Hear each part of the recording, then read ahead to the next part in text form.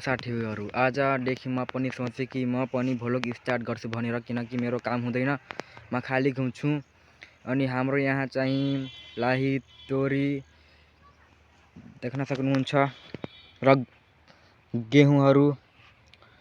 अनि साथीहरु म भिडियो गरेर आफ्नो परिचय दिन्छु है। मेरो नाम हिलेन हो, म चाहिँ कक्षा 8 मा पढ्छु। साथीहरु देख्न सक्नुहुन्छ यो चाहिँ मेरो फर्स्ट भ्लग हो। थम्बनेल देखेर थाहा पाइहाल्नु होला। देख्न सक्नुहुन्छ त्यहाँ चाहिँ मेरो घर, यहाँ चाहिँ तोरी। अनि यहाँ चाहिँ इन्जनहरु छन्। इन्जनहरु त नै छैनन्, इन्जन छ यहाँ। देख्न सक्नुहुन्छ साथीहरु। हाम्रो यहाँ चाहिँ पुसको 12 गते धेरै चिसो छ। तपाईहरुको त्यहाँ चिसो छ कि छैन कमेन्टमा भनेर जाऊ है त साथीहरु। अनि साथीहरु देख्न सक्नुहुन्छ यहाँको मौसम हामीहरुको, हाम्रो घरतिरको मौसम यस्तो छ है त। साथीहरु म आफ्नो सबै परिचय दिइसके र तपाईहरुलाई म एक कुरो भन्न चाहन्छु। यो के हो कमेन्टमा भनाऊ। साथीहरु यो चाहिँ राँगाको खाने घाँस हो। र साथीहरु देख्न सक्नुहुन्छ यो चाहिँ गेहूँ हो। र साथीहरु अब चाहिँ म देखाउन जान लाग्छु आफ्नो खेतको लसुनहरु कस्तो छ है, हेर्न जान लाग्छ साथीहरु लसुन। साथीहरु म चाहिँ अब तपाईलाई देखाउने छु धनिया र लसुनहरु। साथीहरु देख्न सक्नुहुन्छ यो धनिया र लसुन हो हाम्रो बारीको। अनि साथीहरु यो चाहिँ मेरो घर।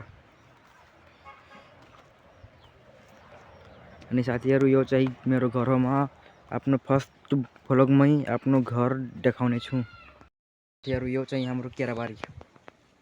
ठुलो त छैन तर ठिकै छ हाम्रो केराबारी। अनि साथीहरु म आफ्नो घर आइहाले। यहाँ चाहिँ हामीहरु पहिला सुँगुर बान्थ्यौं, अब सुँगुर छैन। अनि साथीहरु यो चाहिँ मेरो घर कस्तो छ कमेन्टमा भन्नुहोस्।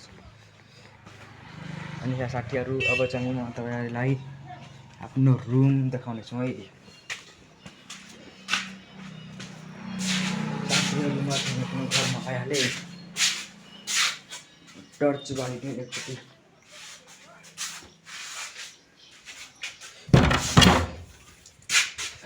साथीहरु मेरो रुम, यो चाहिँ मेरो रुम हो। यहाँको टर्च चाहिँ बालेको छैन, बाल्यो।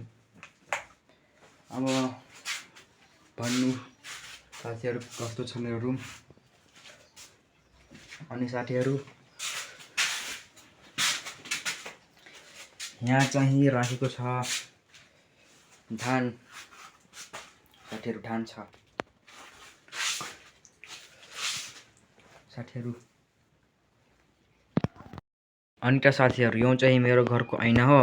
ऐनामा खै के भएको छ, राम्ररी फेसै देखिँदैन। अनि म एकचोटी बाहिर गएर आफ्नो घर देखाइहालौँ है।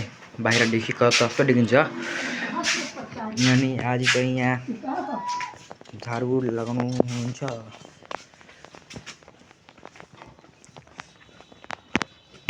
हुन्छ साथीहरु बाहिरदेखि चाहिँ यस्तो देखिन्छ।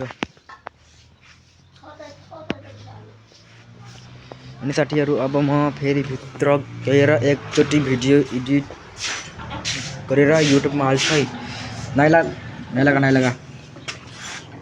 अनि त साथीहरु अब चाहिँ भ्लग चाहिँ यही खतम गरौँ। अब मिल्नेछु म अग्लो भ्लगमा।